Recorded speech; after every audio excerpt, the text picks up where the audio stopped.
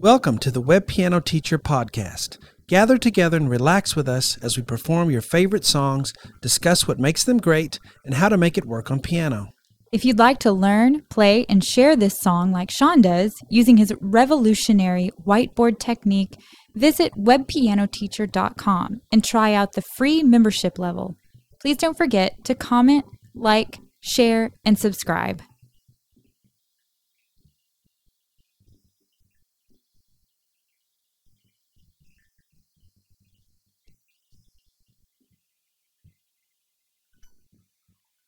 All right, Morning Morgantown by Joni Mitchell.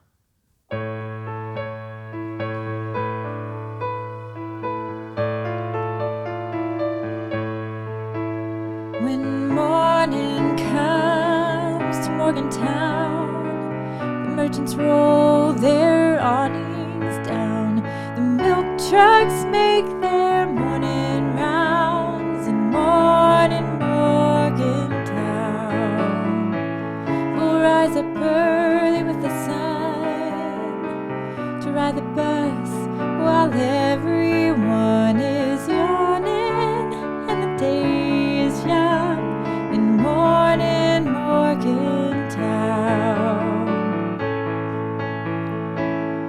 Morning Morgantown, buy your dreams a dollar down. Morning's any town you name, morning's just the same.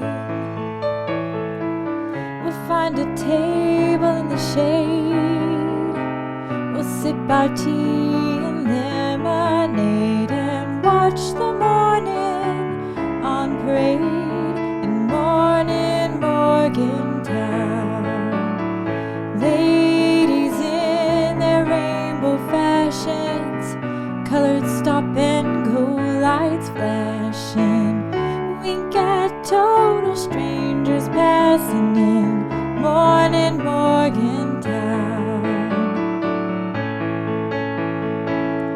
Morning Morgantown, buy your dreams a dollar down. Morning's any town you name, morning's just the same. I'd like to buy you everything, a wooden bird with painted wings, a window full of colored rings in Morning Morgantown.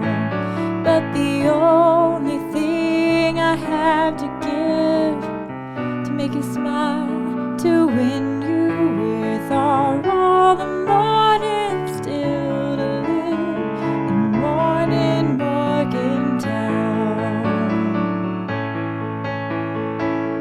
Morning Morgantown, buy your dreams a dollar down. Morning, any town you name, morning's just the same. Ooh, morning, just the same.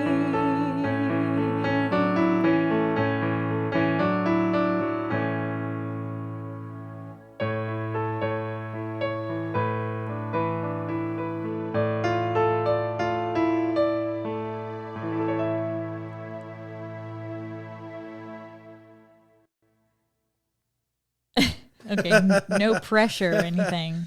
Just, sing it like Joni Mitchell and you'll be fine. Right. You did very well, actually. Oh. Yeah, I was just gonna say, probably the reason you don't hear many Joni Mitchell covers is because Why would somebody do that to themselves?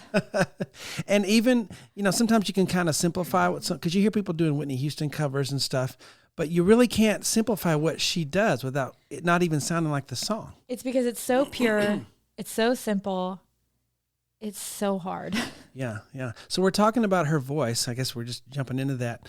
To me, great songwriter, one of the best female singer-songwriters of our time for sure.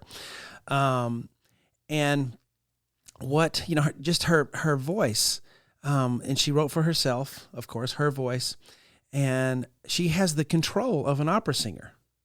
Opera singers spend, decades perfecting their voice and working on, exercise and everything to have the control that she has. And she almost, as if I were playing a note on the piano, she can go that easily from note to note, skips, jumps, little things that you never have heard anybody do. And it's not breathy. Yeah. It's just pure. Whenever I'm listening to her, I have this picture in my head of what her voice is doing. Mm-hmm. And it's just this straight line of just pure silvery sound. I don't know how to do. Yeah. I can like see it in my mind's eye, to me, what her voice looks like, and it's just perfection. There are musicians like Itzhak Perlman on the violin, and others you could name that have complete control over their instrument, what they're doing. You look at them and they just it's like they're eating a sandwich. It's so easy. I don't know why I say that. I don't know why I go there, but and she has that kind of control over her voice. And you watch her even on live things, and she just does this incredible run, and she just nails it. It literally makes me want to cry. She's so just what a talent, Yeah, to have that much control, and then the musicianship as well. Well, before we get too far into a person and a song, I just could probably talk about forever. Yeah. So if you're somebody who just happened upon this podcast because you maybe searched Joni Mitchell or Morning Morgantown, I'm Shawna. I'm the wife of web piano teacher. Yeah, she's behind the scenes. Yeah. I am. Well, you're in the front of the scenes now, so. Yeah. I'm Shawn, Cheek of webpianoteacher.com. And I've been doing this for, close to 20 years now. I have a website, piano teaching website. I upload videos, and my kind of niche is that I teach people how to play their favorite songs in a different way. I don't use music notation, traditional music notation. I use a system of letters and chord charts, and it just works for people who have had trouble reading music, or they can't read music, or they don't want to, or but they want to play. So if you're in that boat where you feel like you've tried to read music and it's just kind of a roadblock to you, this probably will work for you, because that's the majority of my clientele are people who are fed up with trying to read music. They need a different way to do it, a different way to learn. So that's what I kind of provide here. And you get a lot of, well, I think why people seek you out too is because, like this arrangement, for example, if you were to search for the sheet music for this, you might find something similar to what she plays, probably not exact. It might put the vocal melody in the right hand. Yeah. And so much music is just getting to play along, sing along with it. So there's a formula that the publishing companies use when they put stuff out, and it's just, you can see it. It's one note in the left hand, right? You've seen it, and the right hand has the melody a lot of times, and it's just not what they're playing on the song. And it doesn't sound like it, and you're so frustrated. I spent all this time learning this, and it doesn't even really sound like it. So one of the things I've always strove to do is so that it sounds like the song. Okay, so if the guitar's playing this. Yeah, because this is a guitar song. Then, it is. The piano comes in on the chorus. Yeah. But there's definitely parts where there's just the guitar. And I want to play that I want to do that, what the guitar's doing on the piano. That's what's so wonderful about our instrument. So instead of just going, which is the formula, that you'll see in the publishing. But I want it to sound like the real thing as much as possible. Yeah. And so I'll put the guitar parts in there. If there's another instrument playing or something that's really important, then I'll try to incorporate that as well. So, that's it. I want it to sound like what you guys love. So, webpianoteacher.com if you want to try it out. So, and you're playing from your sheet? Yes, I have my sheet. Straight from the site. Everybody can see that anyway. Yeah. No, they can't see that on the podcast. Yeah. So just kind of a way to read music. And if you're kind of new to my method, or you are a new beginner completely, try my easy piano lesson series on webpianoteacher.com. It'll get you used to what I'm doing, kind of a crash course to help you understand where I'm at. Then you can just take off. Where does Morning Morgantown fall in how difficult it is? Beginner, intermediate? I'd say intermediate. Yeah, and what makes it intermediate is because you have some of these skips. Like a lot of it stays in the same place. This is not hard because it's all in one area. You don't have to skip around. When you get to the chorus, the piano part, that'll provide a little bit of difficulty. So I would go ahead and call it intermediate because of the chorus and the skipping around a little bit of the right hand. I should have done some more work on this. Why? But you didn't give me much time. I want it to be spontaneous. Because watching you play that, yeah, surely she's not playing piano and singing. She could be on this recording. I just would be curious to watch a live. I would imagine from listening that they had someone do tracks. This is one of her early albums, right? Yeah. So she probably. I'm sure for the recording, yes, it's tracks. But just how she would perform this, I'm curious. I think you could do it enough because there are positions she could do it without. She could. She can do anything. Yeah. So and I think the intermediate player could do that as well. But it just you don't stay in the same place. You move around a little bit. So. Okay, so Morning Morgantown. It was on her Ladies of the Canyon album. Okay. I think it released in 1970. Was that her first album? No. Okay. I always thought it was her first one. But it was her first big commercial popular album, I guess. I don't know. And where she went from just the pure folk sounding music or traditional folk sounding music to kind of expanding into rock.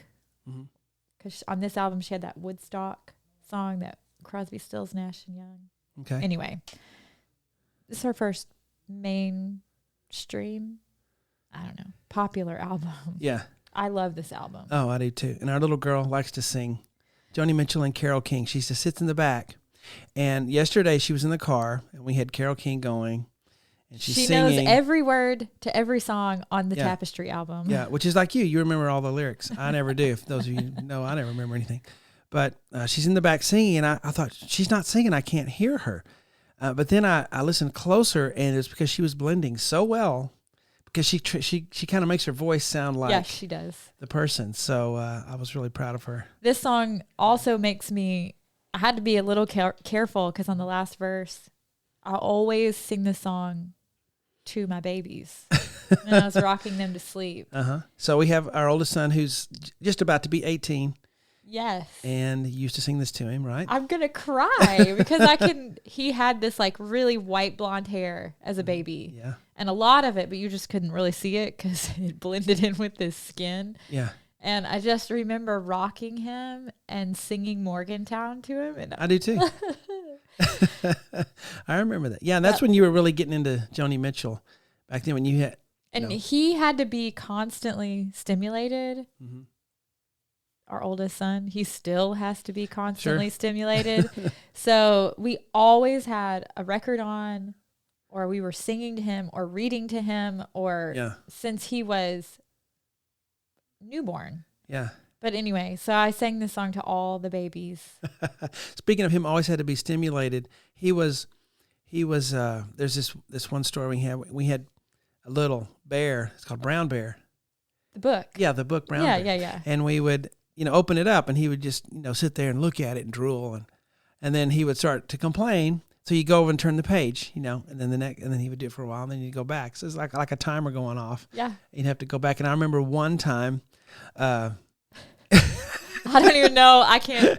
There's so many stories. Yeah, because he was difficult because you'd have to hold him all the time, and he just cried a lot just because he wanted attention, and I remember getting on the ground and. Crawling, on my elbows so that he wouldn't see me behind the couch.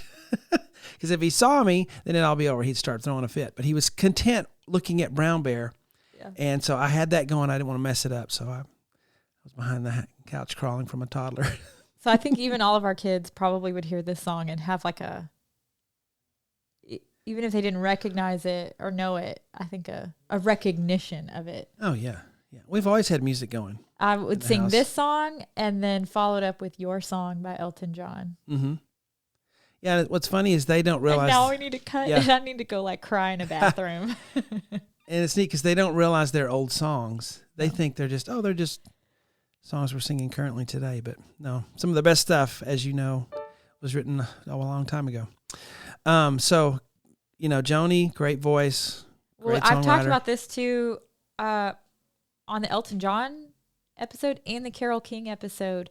But something very special was happening in 1970 through like 1974. Okay. With the music that was being worked on and released and the collaboration that was happening. Enlighten us. Well, that's what I'm saying. Like, okay, Carole King's Tapestry album was recorded in the same place at the same time as Joni Mitchell's Blue album, at the same time as James Taylor's, I don't remember which album.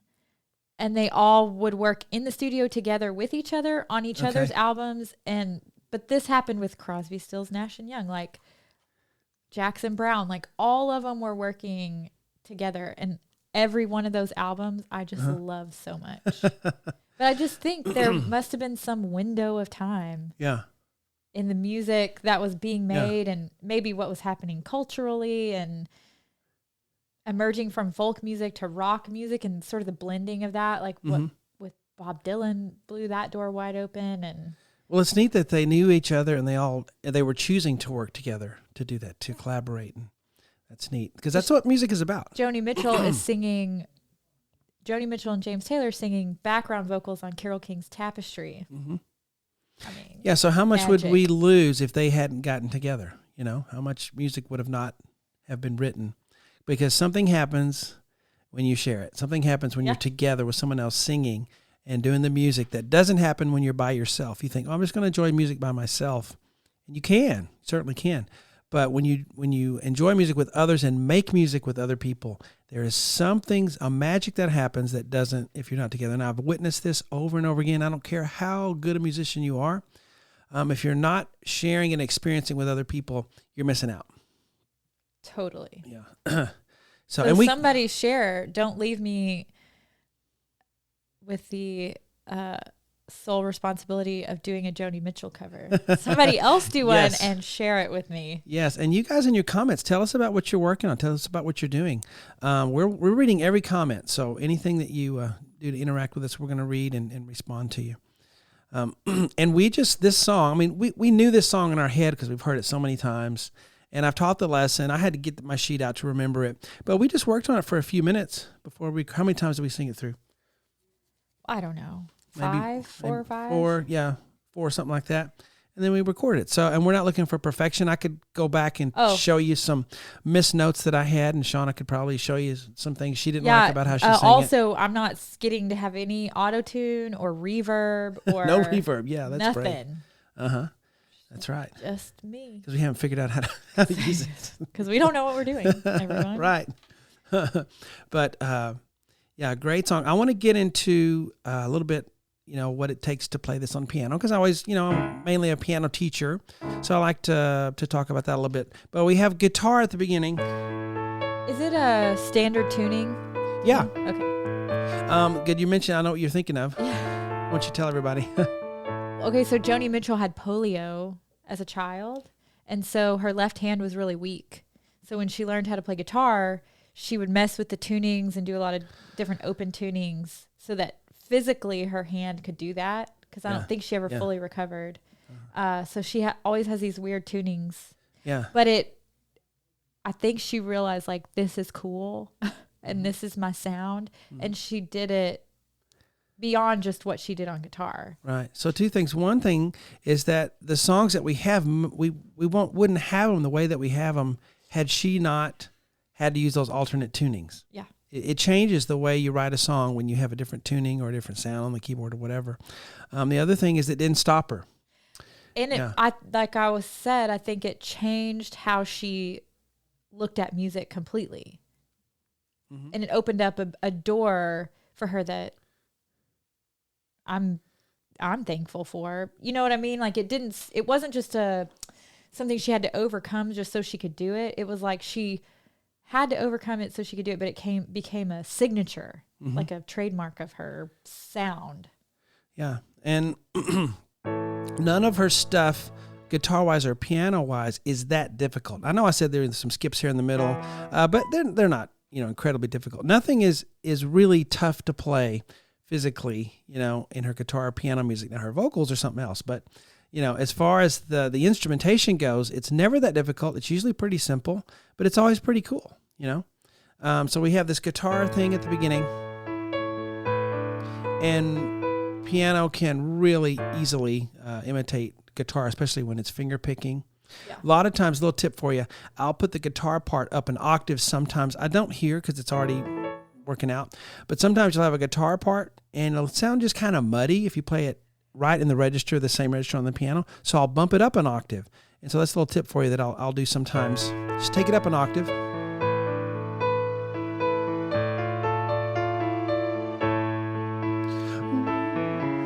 You want to sing again? No. So here we just have chords moving down. And I imagine in whatever tuning she's using, she's just able to easily move down the fret to make this work. And I have no idea what tuning she is using, but yeah, all the chords are right together. So all she's doing is taking the chord and going do do do, just rolling it around instead of it being sandwiched and playing all the notes at once. She rolls it around in a pattern.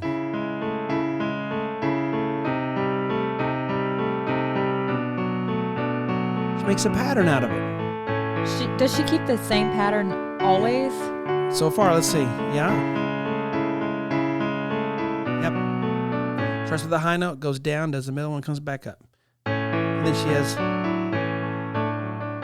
Then for the chorus... Yeah, so that just, it moves around a little bit, but it's a hand position. And, it's really not that difficult. I didn't mean to make it sound like it was hard. You're just moving from one chord to the next up an octave. Yeah, so, and then she has this knee chord, open fifth sound.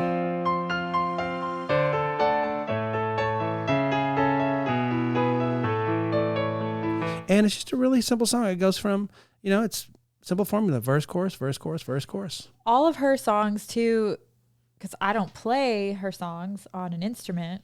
I usually just sing along to them in the car. But they are all, and I don't want this is going to probably sound kind of weird. They're like delightful on the tongue. You know what I mean? Like how the words are put together, how the words come out of your, they're just fun to like say and sing. Yeah. And the songs are just full of that. Every song after song. It's a really lyrical. It tells a story. I mean, it's almost like she's making it up on the spot. She's not, but the way that it comes off is just so beautiful because she sounds like she's making it up on the spot, but everything fits, every syllable fits, and it tells a story. And I find myself listening to the lyrics to hear what the story is going to be. Because you don't have many syllables to tell a story in a song, right? You have just a little bit, but the way that she writes, sometimes she puts the story, as something very important, and it's like a little. I want to go to wherever this Morgantown is. Yeah, I was going to say, yeah, it reminds me of any small town America, but I don't know the farmers market in Waco. Yeah, and Magnolia and that everything going on here in Waco. It's really cool because they have, I don't know if they have milkmen, but I mean, they're, yeah, but they have awnings and, fresh food and people getting up early to go. I love singing stuff. Ladies in their rainbow fashions. Uh-huh. I don't know. Like I said, I just like how it feels to sing these songs. It sounds like it's maybe, back in the 40s or 50s or something, like it would be set where people used to dress up. And I don't know. To me, I have a picture in my mind. I see ladies in their rainbow, like a bunch of hippies, but yeah, okay. I don't know. Yeah, but it's just an imaginary. Well, Morgantown's not imaginary, but Morgantown, West Virginia. That's where the University of West Virginia is. Because every time we watch, so West Virginia's in the Big 12 with Baylor. So anyway, they're always like, coming to you from Morgantown, and this song starts playing in my head. It just puts you in a good mood, imagining, this atmosphere of, the market and people shopping and sitting in the shade and sipping lemonade and whatever. So delightful. Yeah. If you're not a Joni Mitchell fan, please become one. Yeah. I know it's not everybody's cup of tea. The lady singer-songwriter from the 70s. But if you really give it a minute and really hear the story being told and really listen to the story being told even just through the music itself, it's really, I don't want to sound stupid, but profound. That was the word that popped into my head because it's like a dual story being told lyrically, but also musically, and they're both going in the same place, and I don't know. Yeah. And I have several Joni Mitchell songs on the website if you want to learn. They're some of the more popular ones. And if you are a member of webpianoteacher.com, you can download the sheet. I mean, I'm looking at a sheet right here that I use, to teach with on the website during the lessons that I record. And you can download that same sheet for printing out or just looking at on your iPad or whatever like I do. But that's very helpful when you're practicing. So, yeah. So, well, if you like what we're doing here, give us a like, share the podcast.